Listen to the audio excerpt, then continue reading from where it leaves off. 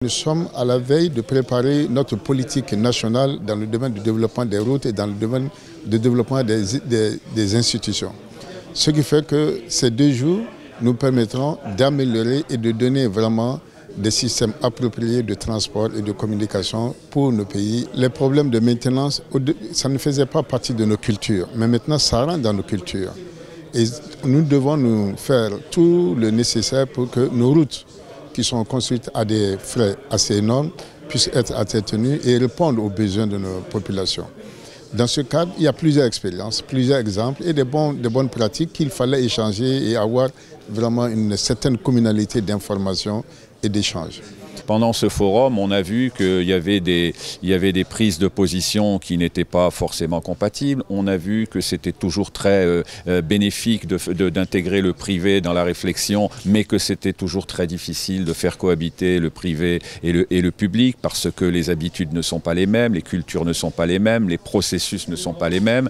On a essayé de faire tomber quelques barrières de méfiance parce que personnellement, je trouve qu'aujourd'hui, dans des contrats, dans d'énormes contrats en plus, les parties prenantes ont plus tendance à se défendre et à se protéger qu'à favoriser la coopération, la discussion pour aller de l'avant. Il est intéressant de pouvoir comparer des modèles qui ont le même but, mais qui ont peut-être un mode opératoire différent, un mode de fonctionnement différent, et de voir dans quel cas ça marche, dans quel cas ça ne marche pas, qu'est-ce qui remarche le mieux. Nous sommes confrontés à une réalité simple comme tous les pays, c'est la faiblesse de nos ressources par rapport aux besoins de financement.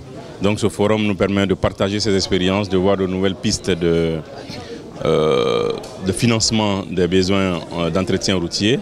Mais parallèlement, puisque notre pays ne s'est pas encore doté d'une agence routière, ce forum nous permet de regarder les expériences des uns et des autres, leurs échecs sur certains points, les points d'avancement, pour voir comment chez nous pouvons dupliquer ces expériences en évitant les erreurs et évidemment en profitant des succès. On propose d'être une tierce partie, un troisième regard entre les bureaux d'études qui conçoivent les infrastructures, ceux qui les construisent, les constructeurs, et la puissance publique qui effectivement passe le contrat. On s'assure que les critères de performance sont bien respectés.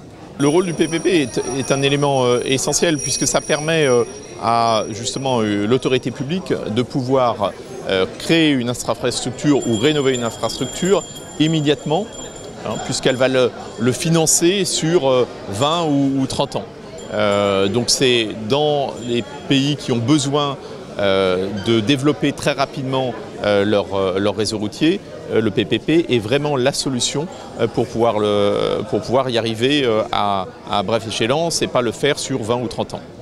Il y a certains États qui ont une réglementation PPP, d'autres qui n'en ont pas, mais ça ne veut pas dire que quand on n'a pas de réglementation propre PPP, que l'on ne peut pas mettre en place des PPP. C'est le cas par exemple en Côte d'Ivoire, mais c'est aussi le cas au Maroc où on n'a pas de réglementation PPP, mais quand même de façon contractuelle, on peut mettre en place des PPP de façon assez satisfaisante.